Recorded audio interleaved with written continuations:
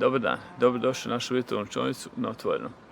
Danas par riječi o prijenosu skica, odnosno precrtavanju. Precrtavanje obično nije ok. Znači, ako predstavamo tuđe radove, znači krademo tuđe ideje.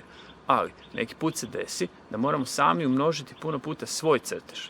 Recimo, imam posljedicu, to je glinena replika koju sam napravio, original je star pa je u muzeju, i napravio sam crtež, ali moram ga umnožiti recimo 50 puta. U takvim slučajevima je ok znati kako to napraviti. I idemo to naučiti. U slučaju da nam se desi da moramo više puta ponoviti isti crtež kao sad, radimo ovo. Imam drvene pločice na koje moram napraviti više istih crteža. Jednu od tih pločica sam naslonio na papir, napravio sam obrisnu crtu i sad radim skicu. Obrisna crta mi u biti služi samo da znam u kojoj veličini moram napraviti motiv koji radim.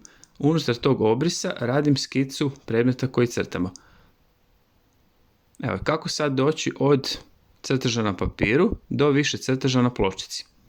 Uzeo sam paus papir, to je papir koji je proziran, koristi se obično za izradu nacrta. Naslonio sam na motiv koji moramo precrtati, vidimo da je taj papir vrlo proziran, pa je precrtavanje kod njega vrlo lako. Precrtao sam motiv, grafit s olovke se je primio na gornju stranu papira. Okrenuo sam papir i ta gornja strana je sad naslonjena na pločicu. Možemo uzeti bilo koji tvrdi predmet i pritiskom taj grafit koji je s donje strane papira lijepi se na podlogu. Recimo koristim krivu stranu olovke, ali obično mi je lakše raditi s olovkom baš sa špicom. Kad malo dignem papir vidimo da se grafit prenosi. Znači mi pritišćemo po crtama koje smo prije napravili s grafitom i vidimo da smo prenijeli skicu ili veliki dio skice. Ako neki komadić fali, to vrlo lako možemo sami docrtati. Nadam se da razumijemo postupak. Grafit ne prolazi nekim čudom kroz paus papir. Mi u biti samo pritiskom lijepimo čestice grafita koji je ostao s jedne strane papira, prenosimo ga na podlogu na koju želimo. U ovom slučaju radim na drvenu pločicu.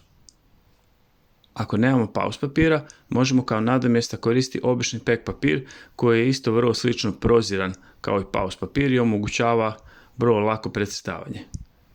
Ako nemamo ni paus papira, ni pek papira, možemo koristiti obični papir, s tim da kad radimo onu fazu kad moramo precrtati da imamo s jedne i druge strane crtež, a ako vam je teško, možete jednostavno sloniti papirić na prozor i precrtati. Vaza koju smo radili je više manje simetrična. Što ako imamo nešto što nije simetrično?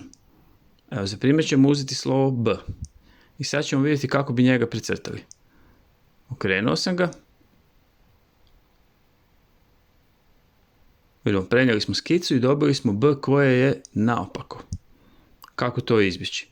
Kod slova B znamo kako ga trebamo okrenuti, ali ako bi radili neki crtež koji vam je kompliciran i malo zbunjuje, možete si na papirić napisati prava strana. Idemo probati još jednom. Stavili smo pravu stranu okrenutu k nama, grafit imam i s jedne i s druge strane papira i sad pritiskom prenosimo taj grafit na podlogu.